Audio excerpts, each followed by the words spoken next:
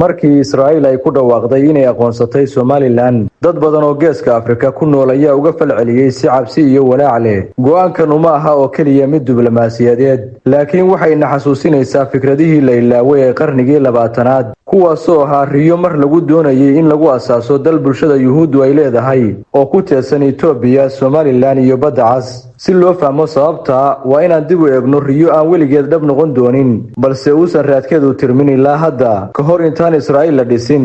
qaar ka mid ah dhaqdhaqaaqayaasha bulshada Yuhuuddu waxay aaminsanaayeen in Falastiin aysan qaadi karin Yuhuudda Yurub oo dhan. mid ka mid ah shakhsiyaadkii ugu adkaysiga badnaa ee doodan wuxuu ahaa Herman Ferberg, hawlwade Yuhuudi ah oo qaxooti ahaa. Master Ferberg wuxuu diiday in sahanuuniyadu ay ku ekaato Falastiin oo kaliya.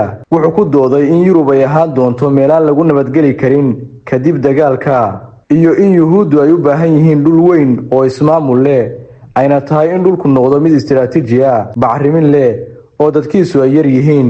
xalka uu soo jeediyay waxa uu ahaa dal Yuhuudi oo laga hirgeliyo meel ka baxsan Falastiin. Master Ferberg wuxuu soo jeediyay in la mideeyo buuraleyda Herer ee Itoobiya iyo qaybo ka mid ah dhulka Somaliland ee Ingiriisku uu gumaysto, gaar ahaan dekedda Berbera. goobtan ayaa ahayd mid muhiim ah sababtoo ah Somaliland waxay leedahay marin u dhow Badda Cas, waxay ku dhowdahay Baabul Mandab, meel muhiim ah oo caalami ah ahna marin badeed, waxayna isku xiraysay Afrika, Carabta, Hindiya iyadoo loo marayo wadooyinka ganacsiga. taasi ma aha oo kaliya fikrad bini'aadanimo, waa mid deegaan juqraafi ahaan oo muhiim ah.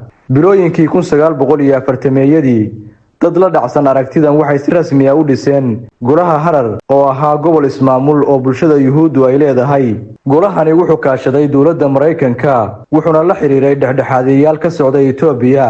wuxuu doonayay maamul bulshada Yuhuuddu ay leedahay oo ku xiran dekedaha Somaliland, laakiin qorshuhu waa uu fashilmay. sahanuuniyadu waxay diiradda saareen Falastiin oo kaliya. dowladaha badankooduna way diideen deegaamaynta Afrika. fikraduna way burburtay markii Israa'iil aasaasay 1948.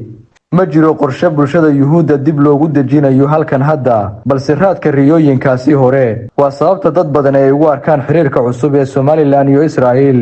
boorka jafidda khariirad duuga oo hore loo sawirtay riyo mar hore ahayd badbaado ayaa hadda loo xasuustaa digniin ahaan. ma aha sababtu taariikhda oo dib u soo noqonaysa, balse waa in dhulka istiraatiijiga marna uusan lumin qiimaha iyo danaynta.